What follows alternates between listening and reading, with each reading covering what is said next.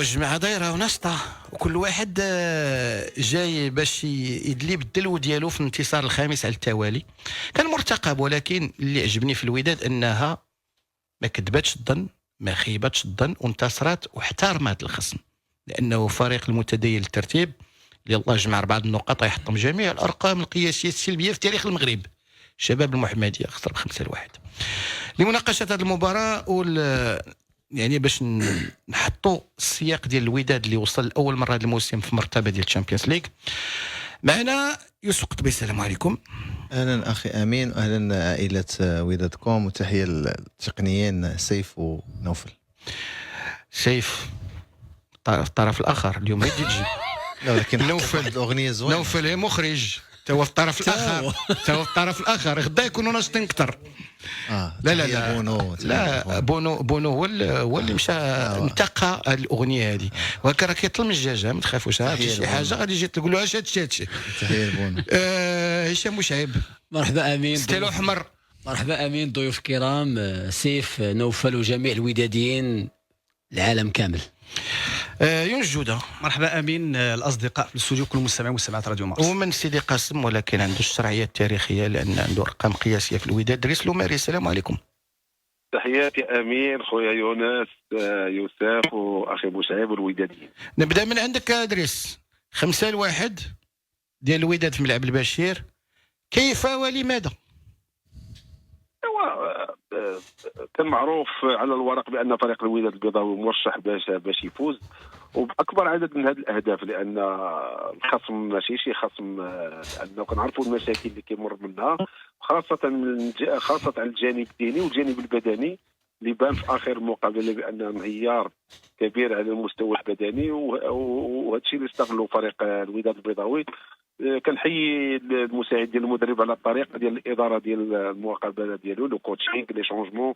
شفنا لي شونجمون اللي داروا كانوا في المستوى، اللاعبين اللي دخلوا سجلوا مزيان. انا فرحت اللاعبين اللي سجلوا على الاقل باش يعطيهم واحد الحافز وواحد الثقه. كنعرفوا خاصه اللاعبين ديال وسط الميدان والمهاجمين، اما خصو يعطي التمريرات الحاسمه ولا يسجل باش يولي جزء من هذه الفرقه، يولي مرتاح، لان كنعرفوا اللاعب اللي جا جديد يكون عليه واحد لابريسيون باش يبغي يبين الجمهور بانه راه يستحق يلبس القميص ديال الوداد البيضاوي.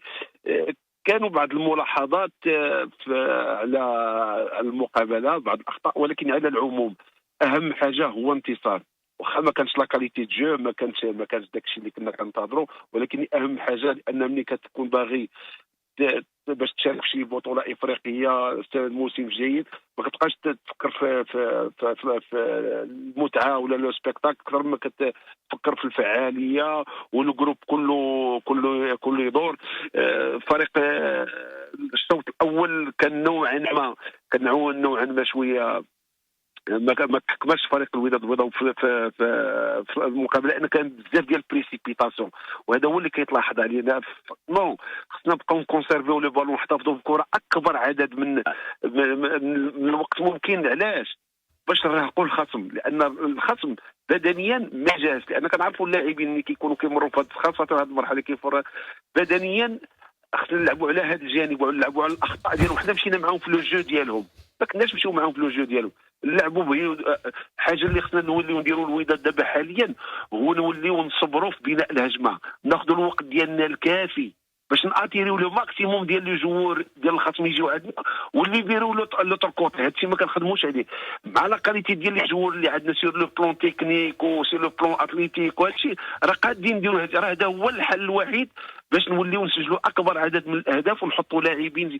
الاهداف اللي عجبني هو ديال الساخي وديال بينو ديك مع مترجي. هذا هو لو جو اللي خصنا نلعبوا عليه، هذوك المترابطات ودوك لي جو كومبيني، والطريقه باش تسجل ذاك الهدف اللي سجلوه ذاك اللاعب هذاك المهاجم. الطريقه ديال المهاجمين هذاك تتبان البصمه ديال هذوك هما لي فري بيتور، وهذوك هما الاهداف ديال المهاجمين اللي عندهم ذاك لوبورتونيزم كيشم البيت.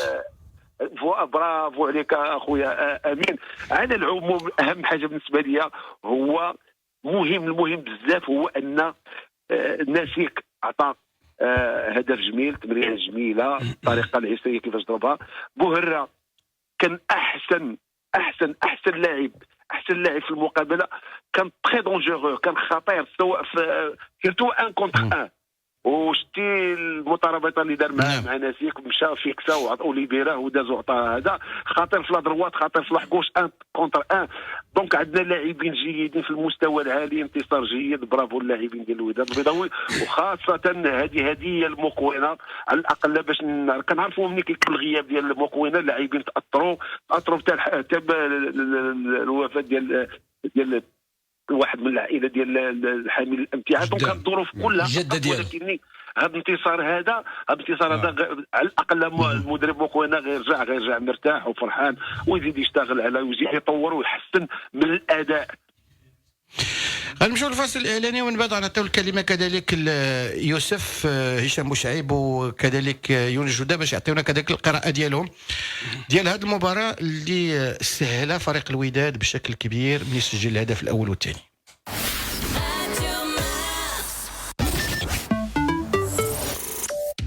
Radio Mars, partenaire du Pro Tarazout B. Le Pro Tarazout B est de retour pour la première étape des Qualifying Series de la World Surf League qui se déroule au Maroc. Du 22 février au 1er mars, rendez-vous sur le spot mondialement connu de la pointe des Ancres à Tarazout B avec les meilleurs surfeurs professionnels, hommes et femmes des continents européens et africains. Assistez à 8 jours de compétition de surf au plus haut niveau sur la droite World Classe mythique de la pointe avec les participations du champion olympique et tenant du titre, le Tahitien Kaouli Vast, ou encore de la jeune prodige Tia Zebrowski, ainsi que des meilleurs surfeurs marocains avec à leur tête Ramzi Boukhiem. Le Pro Tarazout B, un événement World Surf League et Radio Mars.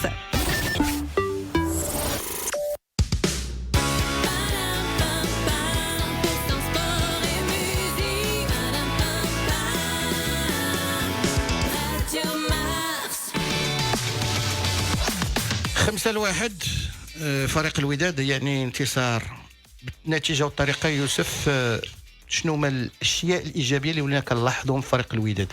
لان هذا الانتصار ماشي صدفه، ولكن ثمره ديال واحد المجهود اللي بدا كيبان في الميدان. بالنسبه للانتصارات هو انتصار الخامس على التوالي 5-1، نقول خمسة وخميس، لانه الفريق غادي في واحد منعرج اللي هو جاي صعيب، ولكن كيبقى انه وصل لواحد المبتغى اللي عرفه وباغاه الجماهير، لانه ملي غنوصلوا للمركز الثاني فانا الصعوبه كتبدا. ما نقولش انه غينافس على اللقب، ولكن المنافسه دائما كتبقى لاخر دوره اللي هي دوره 30. باش نفكر الجماهير، لانه الدوره اليوم والجوله اللي تلعبت هي 21، باقيين 9 دورات، 9 جولات، هي 9 الجولات، 9 المقابلات اللي هي بالنسبه للجماهير الوداديه. الجماهير الوداديه تعتبر فينالات، انه كل مقابله غتكون صعبه. الوداد تنشوفوا يعني تحسن بالنسبه للمنظومه الوداد. بالنسبه بالامس كان الفريق الغياب ديال القائد اللي هو موكوينه، ولكن بان على اللاعبين انهم كيبغوا ينتصروا الموكوينه ويهديوها الانتصار، وهادشي قالوا كذلك المساعد المدرب في الندوه الصحفيه. بالنسبه للغيابات اللي كانت بالنسبه للوداد الرياضي بالامس، ما نقولش بانت، ولكن بعض الامور اللي هي نقول انه دخول ناسك خلى انه يعطي باس اللي هي ديال الهدف، لعب يعني ادى الواجب اللي عليه. يعني ما باش الفرق ما بين غياب بوشتا، اللاعب بوشتا اللي عنده تمدد عضلي غيقد يكون واجد المقابله السابقه، ولكن كيبان انه دخل عطى اللي خصو يتعطى وما كانش الفرق. كان يعني المقابله بالنسبه لي شباب محمديه كانت مقابله هي كتبان على الورق سهله، ولكن الصعوبه كانت امام فريق اللي شاب باغي يبذل مجهود، باغي يعني يبين للجميع بانه فريق حتى هو يقد يعني يلعب مقابله جيده، وبانت في يعني على ارضيه الملعب. كانت انه النتيجه تعادل لولا العريضه، ولكن الجميل انه الوداد دائما كيلعب على التسجيل. هذا هو الايجابيات بالنسبه لي في المقابله اللي كانت. ينجوده كما قال يوسف، يعني انتصار مهم مع فريق شباب محمديه، والفوارق كبيره، ولكن الوداد يعني عرف كيفاش يخرج في هذه الجوله هذه باكبر قدر ممكن من الامور اللي هي ايجابيه استفاد يعني من الفرق اللي كانت كتنافس ايضا في هذا المركز الثاني. فرصه جات ما ضيعهاش، انتصر. ولانه في فتره من الفترات كاين بزاف اللي قال بانه الوداد كان كيبان تقنيا افضل من الشباب المحمديه بحضور جماهير كبير ديال الواك، ولكن راه كان ايضا في فتره من الفترات كان ممكن يدخل في منعرج اخر في السيناريو ديال هذا الماتش هذا. كنتي رابح بواحد، عندنا دخلتي دوزيام ميطو ماركيتي الثاني، تمارك تاع البيت ديال الشباب والبارا اللي يمكن من هاد الشباب باش يماركيو البيت الثاني. دونك كاينين بعض النقاط اللي ممكن تناقش، ولكن يعني حتى في التصريح ديال المساعد المدرب سنتيم باديلا اللي قال بانوا اللاعبين داروا افور اكثر من داك الشيء اللي كانوا موالفين كيعطيو في المباريات العاديه.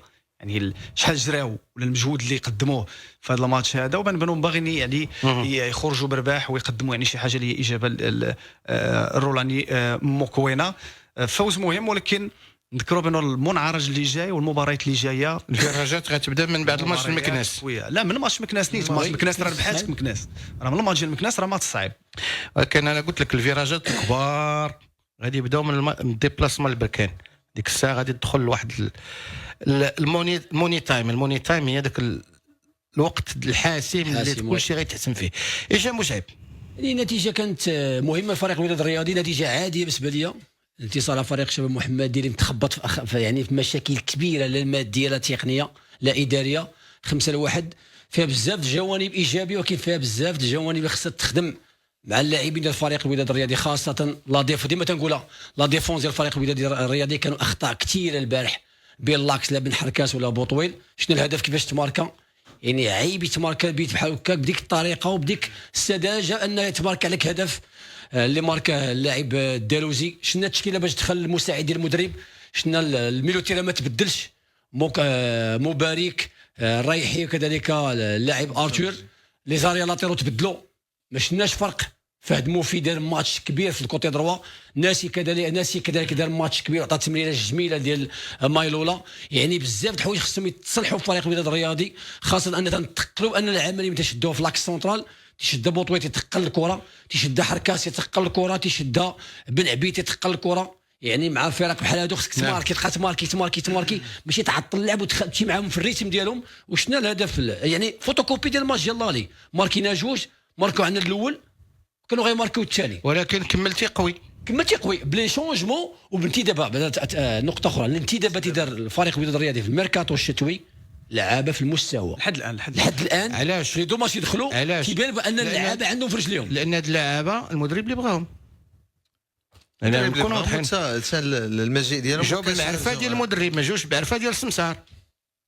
باش نكونوا واضحين على اللجنه التقنيه لا ملي كتكون خدمه وفي التنسيق بين اللجنه التقنيه والمدرب وكيشوفوا لي بروفيل والمدرب كيكون مقتنع باللاعب او كيعرفوا، ماشي بحال من هبه ودب كيقول لك جيب هذا اللاعب السي في ديالو دير ليه التيست دير ليه هذه. تبان لك كاين الكاليتي، ولكن راه حنا قلنا بانه باقي المنعرج اللي غيبين لك المعدن الحقيقي ديال اللعابه، راه هو هذا الشيء اللي جاي دابا مورا مكناس. ناخذ هذه الكلمه ديال يونس جوده ونلوح الكره في التيران ديال دريس اللوماري. قال لك دريس المنعرج غيبدا من الكوديم، غيدوز فيه النهضه البركانيه، غتمشي عند اتحاد طنجه، غتلعب الديربي، غتوجد الكلاسيكو، يعني كلها ماتشات حارقه، وغتنهي الموسم ماتش مع نهضه الزمامره، وكل نقطه عندها الثمن ديالها او عندها القيمه ديالها والوزن ديالها. لان اليوم الوداد في الشامبيونز ليغ، ولكن المنافسه غادي تكون ضروسه. كاين الجيش، كاين نهضه الزمامره، كاين الفتح، كاين المغرب الفاسدي، وكلهم عندهم طموح انهم يمشوا للكره الشامبيونز ليغ او كاس الكاف على الاقل. نتفق معك. انا على بالنسبه لاكاليتي انديفيديوال ديال لي جوار، بالنسبه لي احسن كاليتي كاينه في البطوله المغربيه هي اللي عند الوداد. وسير لو بلون ديفيكتيف تركيبه بشريه غنيه، احسن تركيبه بشريه على كنشوفوا في المقابله ومقارنه مع الفرق كلها، احسن تركيبه بشريه واحسن فرديات كاينه عند. ولكن احسن جروب حد الان عند بركان. فوالا نتفق معك. كاين ليكيب وكاين لو جروب جوار، نتفق معك. كاين فرقه عندها دي زانديفيدواليتي وكاين فرقه اللي عندها اون ايكيب كوليكتيف. سي نورمال بركان لان كاين الاستمراريه، بقاو لي جوار ما مشاوش بحالهم، كاين التقني كذلك. بلا ما نهضروا على هذا الشيء. دابا شنو اللي كيبقى الدور ديال المدرب، اختيار الاسلوب والطريقه والاداره ديال المقابلات وتطوير الفريق. لان هاد الفرق اللي غنلعبوا معاهم وهاد المنعرج اللي جاي كل شيء غيوجد للوداد. بما فيهم المتصدر. الشيء المتصدر هو اللي غيوجد الوداد راه ماشي اللي غتوجد المتصدر، لان الطريق هذا الوداد هذه بالالقاب، الطريق بالحمولات باعداد ديال الحوايج، هادشي اللي خصو يوصل ليه جوار. والا بغينا ننتصروا خصنا نكونوا منظمين، لا فرديا لا جماعيا. واش الوداد ماشي الفرقه اللي اكثر تنظيما مع النهضه البركانيه في هذه الفتره الاخيره؟ كتلاحظ انه الكونسيبت اللي كان باغي موكوينا راه بدا كيدخل كيهضموه اللاعبين، الاوتوماتيزمات بدات كتبان وكتبان انه فريق منظم. انا شوف متفق معك، حنا راه ماشي الفوضى ديال الفرق اخرين. لا شوف باقي كاين بعض الملاحظات، باقي عندنا اشكال في بناء الهجمه من الخلف. ما كان حيت لي برانسيب انا تنتقلوا في اللعبه ادريس، ماشي شي تقيل ديال اللعب راه هو اهم حاجه. خصنا ناخذوا الوقت الكافي ديالنا. علاش الوقت الكافي ديالنا؟ دابا الاشكال اللي كاين هو ملي كتبدا عمليه ديال البناء من الهجم من عند المدافعين ومن عند الحارس، خص لي دو ميليو ديفونسيف ريليور يجيو يطلبوا ما يمشيوش للاطاك باش يكون واحد لا ريلاسيون. خص يكون هذوك اللاعبين مثلا موفي مبارك ومترجي خصهم يخرجوا عند لي ديفونسور باش ياتيريو معاهم لي ميليو تيران ديال باش يبيروا الاخر. دابا الكره ملي كتبقى عند حركاس وعند بوطويل كيلعبوا باس لونغ. لي برانسيب دو جو ديال لا كونستركسيون ديال لاطاك بلاسي راه كتبدا من الدفاع. خصنا ناخذوا الوقت الكافي ديالنا. علاش ناخذوا؟ باش نسيركليو لو بالون تما، باش ناتيريو ونجلبوا اكبر عدد من اللاعبين ديال الخصم باش ليبيريو لوتر كوتي وبريباريو لو ديزيكيليبر. راه هذا هو دابا حنا ما كناخذوش. والدليل راه كنشوفوا لي باس لونغ. لاطاك بلاسي ما فيهاش لي باس لونغ. لاطاك بلاسي فيها لا كونستركسيون، فيها لا كونسيرفاسيون، فيها لا بوسيسيون. جوستومون حيت قلتي فيها لا بوسيسيون لا كونسيرفاسيون ما فيهاش لا باس لونغ، راه جبتي جول كيلعب برجليه مزيان. دابا امين راه كاع الكوري الطوال يلعب البارح بوطويل عطاهم اللعابه ديال المحمدي. حتى كره ما خداو اللعابه ديال الوداد. برافو عليك اخويا بوشعيب. راه هادشي ما خصناش نشوفوا. خص تلعب قصير وتلعب خط بخط. بروغريسيون كتكون لين باغ لين. شوف تيكون لا بروغريسيون تتكون بلو جو ريدوي. كتكون بلو جو ريدوي الموت باس ريميز باس اوتر وازيام. كاين لاعب اللي كيلعبوا سون بالون باش يكريو لي زيسباس لو ريسيفور ديال البالون. ناخذوا الوقت ديالنا الكافي. علاش؟ اولا ملي كنديروا لا كونسيرفاسيون اش كيوقع للخصم؟ كيولي يجري مور الكره.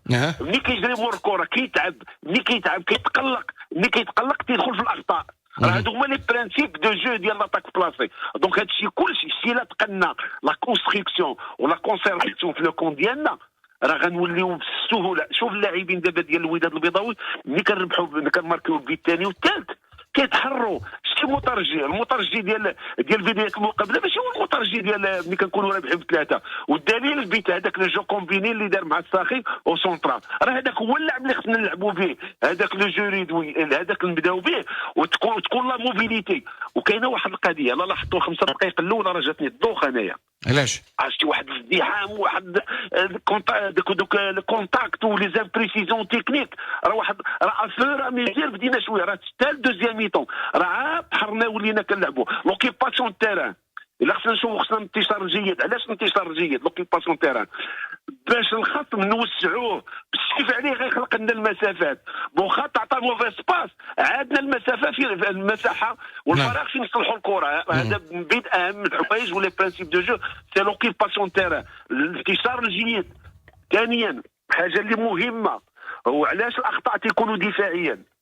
راه حنا كنديزيكيليبراو ملي كنهاجموا راه كنهاجموا بسبعه ديال المدافعين. ولكن ما تنساش راه في الكره ديال بوكوينا وديال بزاف ديال المدربين كاين واحد البرانسيب واحد المبدا هو سو ديزيكيليبري بور ديزيكيليبري. يعني انت يعني كتلعب كره هجوميه خصك تاخذ داك لو ريسك انك تكون اون ديزيكيليبر باش يمكن لك ديزيكيليبر بحال اللي كدير سيتي بحال اللي كدير برشلونه بحال اللي كيديروا الفريق كاملين كيلعبوا لاطاك بلاصي. سيرتو ديك المساحه اللي كتخليها ورا لا لين ديفونسيف كاينه هذيك كتبقى تشوفها بزاف. شناها في الضربه ديال البار شناها كلشي مشى. تكون لونتيسيباسيون ديال اما جمال ولا بطويل ولا حتى بن عبيد اللي هو خصو اونتيسيبي. انا كان يعني السؤال ديال غير هذاك البيت ديال هذاك البيت اللي ماركا هذاك المهاجم اللي جا من البرتغال. هذاك الجو كومبيني اللي دار الساخي مع هذاك هو لو ديزيكيليبر. حيت كتعطيري اكبر عدد من اللاعبين في واحد لو كوتي وكترونفيرسي لوطر كوتي. راه هذاك هو باش كنبريباريو لو ديزيك، ولو ديزيك باش كيتبريبارا ملي كدير لا بوسيسيون في لو كون ديالنا كنجيبوا اكبر عدد من اللاعبين. ها هو لو ديزيكيليبر كيبدا، ها حنا كنخويو لوتر كوتي دو تيران، ها حنا عندنا سوبريتي نيميريك اوفونسيف. دابا الملاحظه اللي كاينه باش نشتغلوا عليها باش الخصم ما يبقاش يخلق لنا مشاكل دفاعيه، وراه قلتها ونعاود نقولها، وهادو من لي برانسيب دو جو ديفونسيف. ملي كنهاجموا بسبعه اللاعبين راه خصنا البرومي اللعاب اللي ملي كتضيع لنا الكره تموت في ديك البلاصه. برافو عليك بريسينغ. اخويا.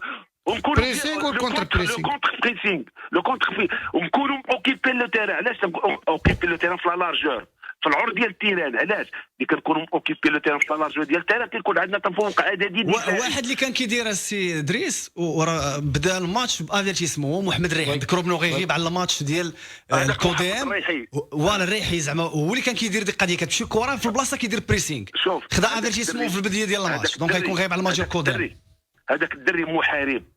وشوف باش نقول لك البريسينغ سور بلاس، هذاك البيت اللي ماركا الخامس سميتو ذاك اللاعب اللي مالسا الفرنساوي. وانا هذاك هو لو كونتر بريسينغ. شتي كي مشى تفاجئوا دار ليه الكره، وهكا خصو يكونوا جميع اللعابه في لو كون ديالهم تما بريسي الجوار اللي عنده لو بالون نقولوا ليه ونمشيو اما نمشيو باتاك رابيد ولا نسجلوا. هذاك ستا موديل، وهذاك امور نافي موكوينا خصو يدير هذاك في لا فيديو في الفيزيون ديال اللعابه سي لو بلون ديفونسيف. هاكي خصو يكونوا تو لي جوار اللي كيكونوا في لاطاك باش الخصم نيتوفيه ونخنقوه ما يلقاش ليسباس وما يلقاش صافي تيستسلم.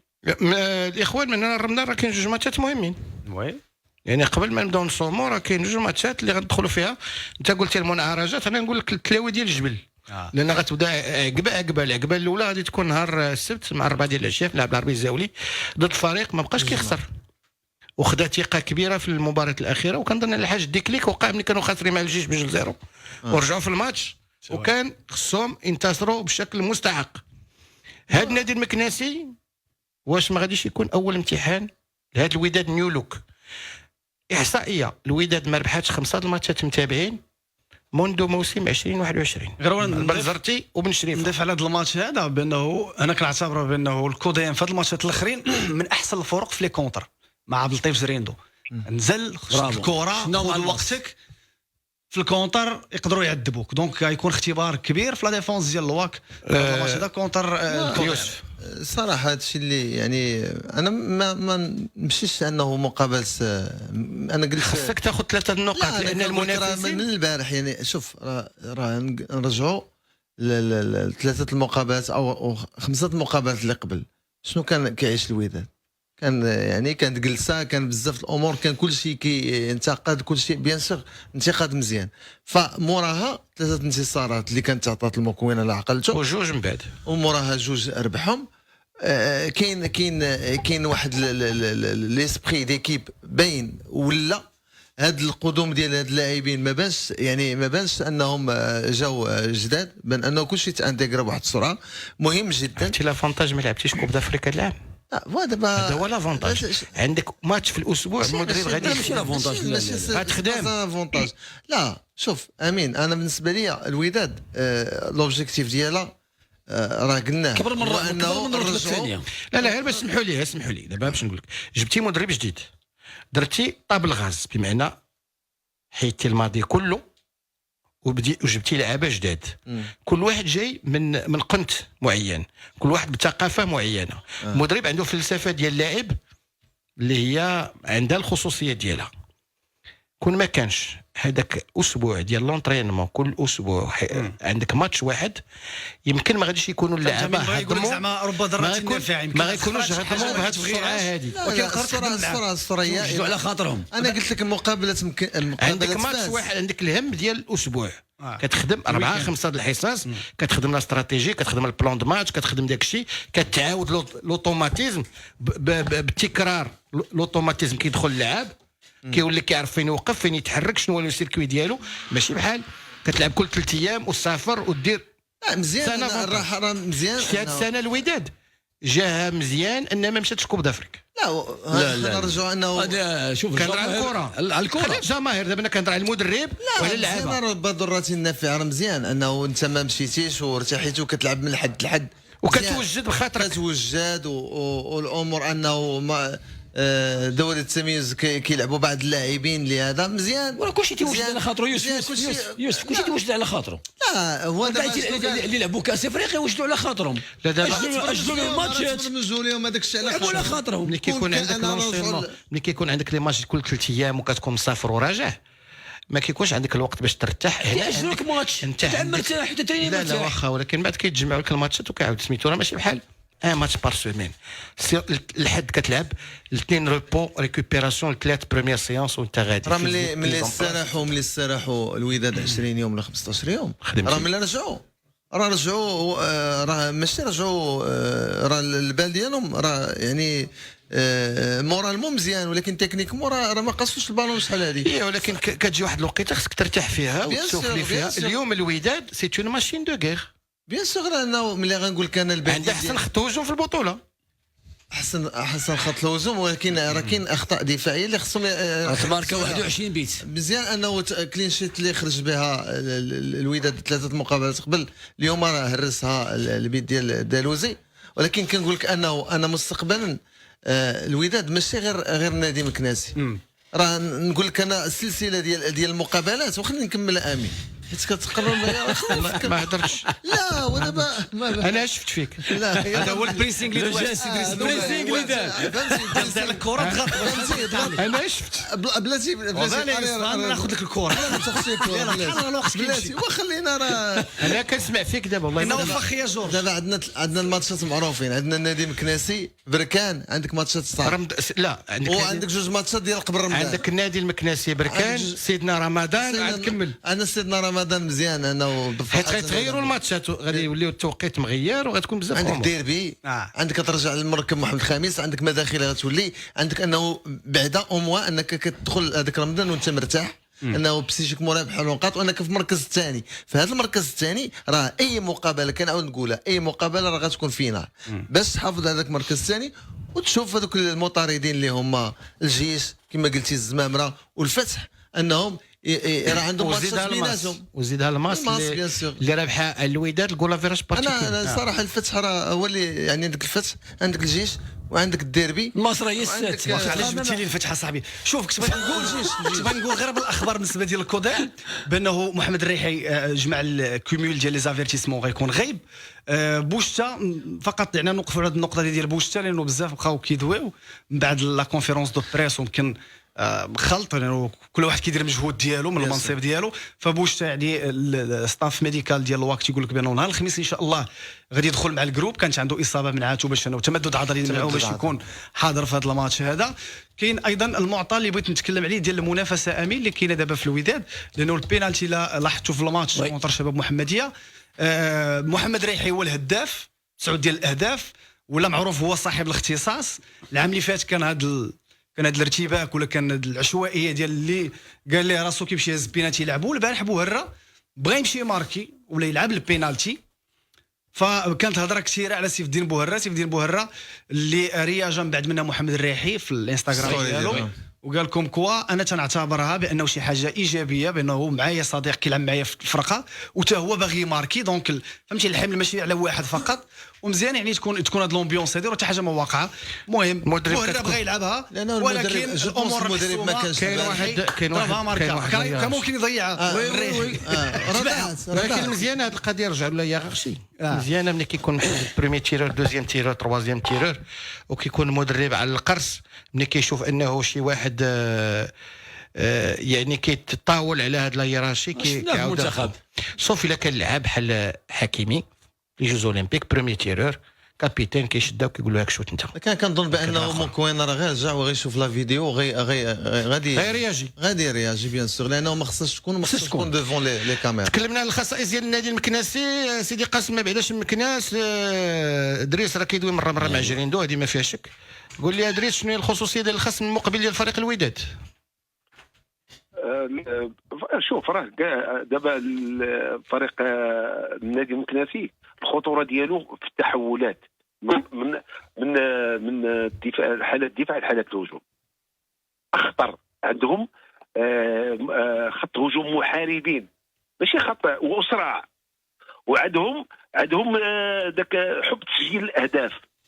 هذا هو اخطر القوه ديال فريق النادي المكناسي، هو من تحولات من حالات الدفاع لحالات الهجوم. ويمكن هما خطر خارج ميدانهم ملي كيلعبوا الكونتر كيف ميدانهم، لان خلاو بزاف ديال النقاط في الماتشات الاخرين. برافو عليك. دابا هذا كما قال خويا يوسف، هذا اختبار حقيقي، وحنا الاخطاء الدفاعيه اللي كنشوفوها فرديا راه سير لو بلون اتليتيك لي زاتاكون ديال النادي اسرع من المدافعين ديال الوداد. دونك مقوينه راه خصو يرد البال لهذا الجانب. جيستيون دو لا بروفوندور بين المدافعين اللي فلاكس والجول. القدم ما تخليش مسافه بزاف الدار ديال المدافعين. القدم اللي ماركين 21 بيت شوف وتماركوا عليهم 30. تماركوا 30 واحد السلسله 12 ولا 15 واحد جوج ثلاثه د الماتشات. سي ادريس انت عزيز عليك الارقام ديال الهدافين، الريحي 9 الاهداف ومهراوي 8 ومهراوي 8. دونك كاينه منافسه ما بين الكوديم والواقع تاع الهدافين. وتسنى واحد الميلوله بالنسبه للوداد الا بغات ما نبقاوش نلقاو مشاكل دفاعيه، راه خصنا نوليو نقربوا من الخطوط. لي زيسباس انترنين خصو تحترموا باش اللاعب الا دخل يطلبها اونتر ليلين يكون ديك المسافه قريبه. الاول واحد لعاب غيسترجع الكره تما. هذوك المسافات اللي كيبقاو بيناتنا تما لي جوار كيلعبوا كيطلبوها اونتر ليلين، وكنمشيو كنتقبضوا في لي كونتر اتاك وكنكونوا ساهلين بالنسبه للخصوم. ثانيا هاد الحاله اللي كانت مزيان نمشيو نسجلوا، مزيان تكون التفوق العددي هجومي، مزيان تكون لا سوبيريتي، مزيان يكون هاد لونفي ديال اي جوار يبغي يسجل. هذه راه ظاهره صحيه، ولكن اهم حاجه في كره القدم هو ما خصوش يتسجل عليك. ولا بغيتي باش ما يتسجلش عليك خصك تدافع بشكل منظم، ماشي تدافع بشكل جيد، تدافع بشكل منظم. تنظيم في الدفاع عنده دي برانسيب ديالو، لي برانسيب ديالهم راه واضحين بلا ما غنوريهم المقوينه وداك الشيء. طريقه باش تدافع بطريقه منظمه. عند كاين بليزيور تيب ديفونسيف، كاين ديفونسور ميديوم با انديفيديال ديال ديفونس اون زون، كاين بزاف هاد ليكيب دو ديفونس. ولكن على الاسلوب باش كنلعبوا واللي باقي ما كنتقنوه مزيان، راه الا ما تنظمناش دفاعيا راه غنتفاجئوا مع القدم. وهذا الشيء كاع هاد الانتصارات اللي انتصرنا حيت تكب الماء في التراب، لان كاين كلاسيكو ما تنساش، كاين جوج ماتشات انا كنشوف الخصوم ديال الوداد. كاين نهضه الزمامره مع اتحاد طنجه، الوداد غتكون لعبه قبل منه غتلعب السبت مع الربعه، غيلعبوا الحد نهضه الزمامره مع اتحاد طنجه في ملعب احمد شكري، ومع 6 ديال العشيه كاين الكلاسيكو الجيش مع الوداد مع الرجاء. قلت امين خصك تربح وما تشوفش اللور. ولكن مزيان تدير الضغط على الخصوم، فهمني؟ الا ربحتي غادي تضغط عليهم حيت غيلعبوا من بعد منك، دونك غادي يكونوا سو بريسيون، عندهم ديك لوبليغاسيون يربحوا بز منك غتربح. والجيش والرجاء كلاسيكو بيان سور يقدر النقاط يتفرقوا، يعني كل واحد ياخذ نقيطه ويزيد انت جوج نقاط ما تنساش. وهذا هو اللي خص انه الوداد ما تشوفش اللور يعني انا بعدا ويكون حاجه مهمه انا كنركز عليها واسمح لي بشعيب. هو باقي المقابلات بغينا تسعود المقابلات بدون اخطاء تحكيميه. انا تقول لي دائما انا كنقول لك بدون اخطاء تحكيميه تيقني غتمشي البطوله يعني البر الان. برافو امين تشوف دابا التنقيط بارك الله على السي خليل الدويسي هو اللي كيقول لك امين شوف التنقيط دابا ديال البطوله الاحترافيه. دابا عاد تنفكر الاخطاء التحكيميه اللي وقعوا في فريق عاد نتفكروا مزيان، عاد غنحسوا بهم مزيان. غادي ندير لك واحد الحاجه، راه كاين بعض المواقع كيديروا الترتيب بالفار والترتيب بلا فار. لا كان ترتيب بلا اخطاء تحكيميه غيتبدل. لا يتبدل سيدنا خاب ديكالاج ديال. وصلنا لنهايه هذه الحلقه هذه، كنشكركم. نتلاقاو الاثنين الجاي ان شاء الله بعد المباراه ديال الوداد مع الكوديم، وغادي تكون فرصه باش نتصرفوا المستقبل. الوداد لعبه في ملعب العربي الزاولي نهار السبت مع 4 العشيه ضد النادي المكناسي. الماتش الكلاسيكو راه سالب تعادل الجيش بنات والوداد 1-1. ما نساوش نوصيرو وابراهيم 15-15. ونزيد لك واحد الحاجه، الوداد مع الكوديم راه ذكرى جميله بالنسبه اللي عاشوا اول فينال كاس العرش وما دراري صغار وكيتفرجوا فيها في 81 في ملعب الفتح ببديل الرباط. الكوديم كانت رابحه بواحد 0 ديال عزيز الديدي، وسجل التعادل عزيز بودرباله، وماركا البيت ديال الربح برجه ديال فريق الرجاء بحق بريجا ياك كاين بريجه بزاف. وهذا بريجا اللي كان لي دروا. يلا شكرا جزيلا تبارك الله عليكم. نتلاقاو الاسبوع المقبل بالنسبه لودادكم ونتلاقاو غدا بالنسبه للزون ميكس. الى اللقاء.